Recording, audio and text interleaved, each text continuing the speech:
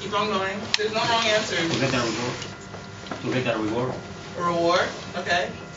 And you want Exposure. To demonstrate like friendship.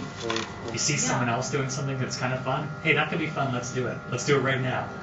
I think that's the motivation. And if you see other people doing it, then you're much more likely to do it yourself. Okay, cool. So still, my question is, what would make this so exciting to have fun? What do you need to show to the audience to have them engage and upload material?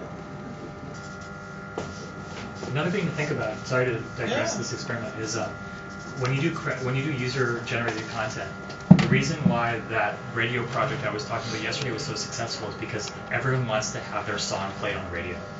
So that's a motivation for everyone. So if there was something connecting here, like there'll be a contest, like the best pairing will be on television. Or in a real penguin singing. Yeah. Oh like yeah. They can be invited. The best ten couple, you make a real penguin and invite that two of them sing together. The reward, okay. Yeah, or they'll be in the documentary maybe. That could be something too. So the reward could be you can be on the when you enter the site on the homepage for 1 week. Okay. You were like uploading that week or that month. So each month you will have a new like clip about how was that. You get it? Yeah. Okay, so I mean, I think you're almost there. You pretty much have some incentives to have people upload the materials. Now you just have to worry about how the site's going to actually look and figure out how you can make it inviting. But this is like the hardest part. So if it's to laugh, what can you do to pull out from there and have people add their material? So it's like a 1, 2, 3 process.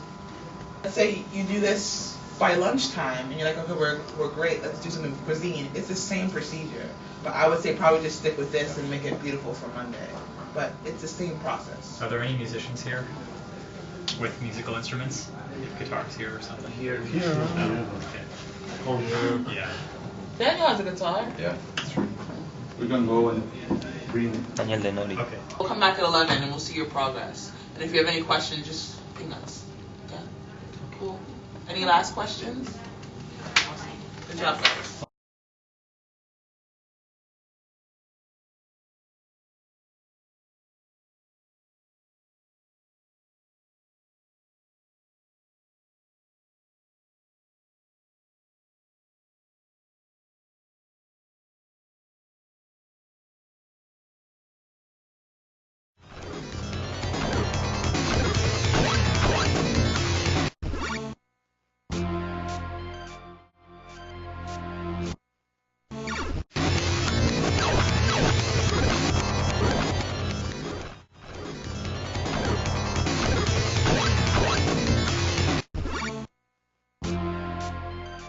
The thing that you're showing is the prototype. For a hackathon screening, it's the demo. That's what you're showing people. You're not trying to convince anyone that I'm the best person to do this, because you are the best person to do it because you just made this thing and you have made this thing. So I want to talk to you about the steps that you can take. Some of these are things that you must do, others are just advice of things to think about. So the first thing I want you to make sure you're clearly telling people what your project is. So you can call that the elevator pitch, you can call that the log line, you can call it the why is this on the internet, why should this be on the internet. Very clear, as short as possible. No one did this yesterday in your presentations, which is to say, what is this project? Why does it exist?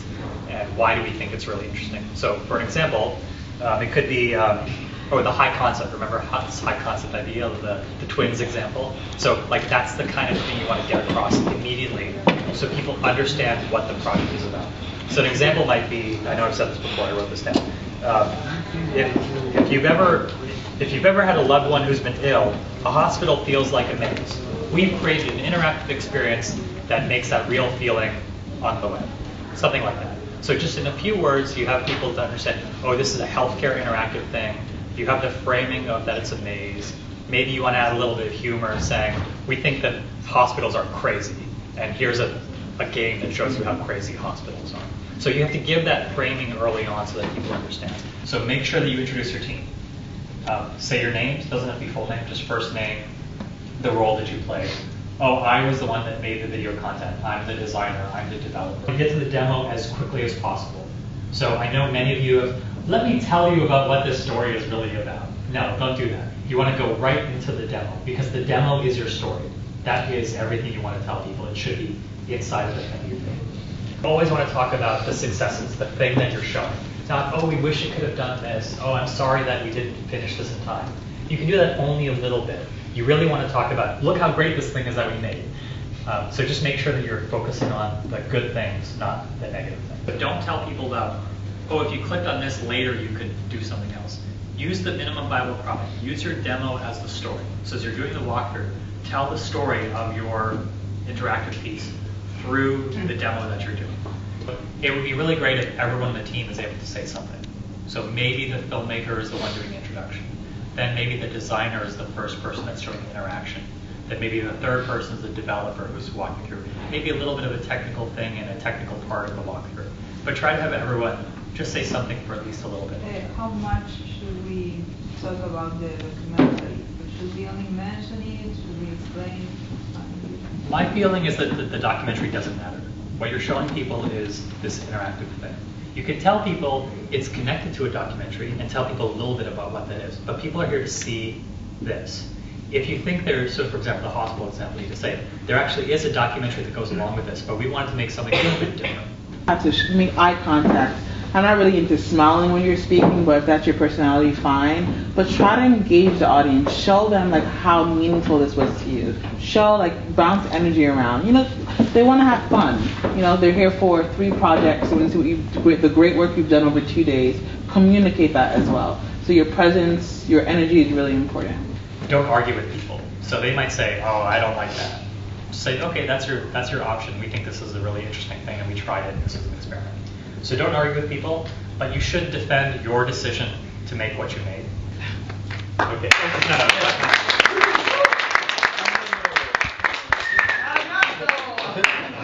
So what are you nervous about for the pitching?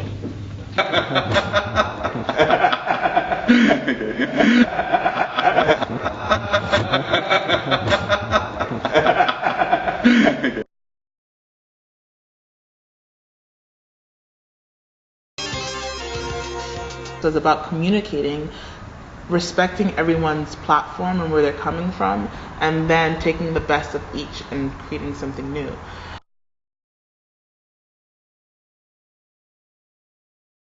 So that might be a documentary filmmaker with a designer, or it might be a journalist with a interaction designer, or it might be an artist with a game creator. And this is the exciting thing. It's about bringing these different people together for a short period of time to make something. Que es justamente en la discusión y en la idea de asociativismo entre distintas instituciones, empresas y productores independientes. Esa sinergia es lo que puede hacer que vaya a crecer y empezar a haber un polo de producción enorme para empezar a competir con los gringos, ¿no? Limitation and possibilities of new media, storytelling and his future. That's a great thing. I think the limitation at the moment is that there aren't a lot of funding models. So we have a lot of brilliant minds that are in other disciplines or art disciplines. People will find a solution without searching for it. They're going to just try stuff and something will happen. We call it serendipity, often it often happens in science where you would, in a specific research, you would just like try stuff, not try to think too much, just try them, and the solution will appear in a different way or a different place that you would imagine. Now what's exciting for us is that we have become a funder of documentaries and interactive documentaries. So not only are we making the interactive documentaries ourselves, but we are actually looking for interactive short films and also interactive feature films. You have to be involved in a project, so you have to grab people and have them create something, or interact, meaning deciding on what they want to see, the way they want to see it, and who they want to share it with. So that's interactivity for me. It's something built by many different persons, not really involved in a project, but having the power of adding stuff, contributions, or Los medios y qué tipo de relación uno empieza a ver en este futuro cercano. En el futuro yo creo que falta tiempo de desarrollo. Nosotros venimos de una tradición años, 500 años de una idea de historias lineales, ¿no? Y pasamos ahora, es muy jovencito esta idea de narrativas no lineales, narrativas que se cruzan, interactivas, participativas. Create projects, because for the most part people aren't making money off of these creations. So I would say that's a huge limitation. Where it's going to go in the future, I know that people are definitely aware of what's being done. I think for the most part people are just waiting in the water. They're waiting for this huge breakout that... We've been having that discussion on the plane, me and Hugues, my boss / producer at the NFB, and I don't think that there's limitations, or if there's some, we need to find them, because seriously, sky is the limit right now. There's no limit on what we can do. This is the great thing about the internet. Every multimedia is available to us. So we can make something with video, we can make something with audio, we can make something in text, and we can combine all these things together, and it's endless what's really possible. We just need to make sure that people are interested in what we want to do with. But I think in terms of the future and interacting with new platforms and actually using touch as a variable in storytelling, I think it's going to be incredibly empowering for the user and for the storyteller. I just think it's going to take a bit more time to get there. There are tons of limitations. There are technical limitations, but there are also cultural limitations. Peor, con mayor posibilidad, con grandes presupuestos, con bajos costos, con lo que fuese, estamos en el medio del momento del cambio. Hay una cosa que es distinta, eso es obvio. ¿Qué es? No se puede decir. Uno puede tomar trazos gruesos, es decir, bueno, obviamente ya cada vez menos, y que se cae, como decía antes, los jóvenes soportan menos estar ante una pantalla y no... So it's a new field. So many people don't really understand what the skills are that are needed to make this. In some cases the funding is not there yet, but slowly the funding is coming and slowly people are understanding how to do this work. So I think it's a matter of time before more people are able to understand how to create this kind of work. Technology is only the envelope of a narrative project, so we need to use the good technology, but that it doesn't take more place in the narrative than the subject itself. So it's only in support of a subject.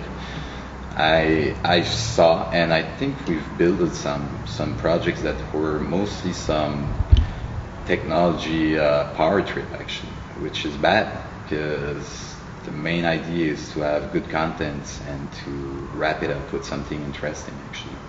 The other thing I think that is slowly changing is how media goes into public space in different ways. I think like more and more we consume media outside the screen, on our mobile, like walking on the street or in the bus, and more we start to see projection on facades or on sidewalks or on buildings or stuff happening in the real life. So I think that this is going to be like a lot opportunities in the future. Tiene que ver con la idea de la ciudadanía comunicacional, que empieza a dejar, digamos, ya dejar de ser usuario, productor, sino en el cual uno tiene derechos para trabajar, digamos, empieza a tener derechos y deberes dentro de esa comunidad, en el cual se hace una comunicación mucho más plural, mucho más abierta, mucho más interaccionada entre los distintos lugares. Entonces el concepto mayor sería hacia una ciudadanía comunicacional plena de toda esta audiencia. Y esto es un fenómeno que de a poco se viene desarrollando y tiene una marcada tendencia en Latinoamérica. Is there any technologies that are really the future? Is that your question? Yes. Well, for me, like I said, I think the Oculus Rift, there's going to be lots of them, like copying that kind of technology. But I think the 360-degree view or holographic view, and it's going to change all the patterns in storytelling.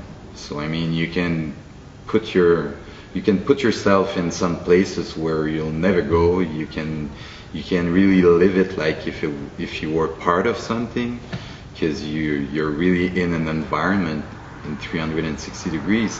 You can have some heartbeat monitors that's gonna interact with what you're seeing, and so I think that kind of technology is this is what's really interesting for me though. I love the immersive aspect of it.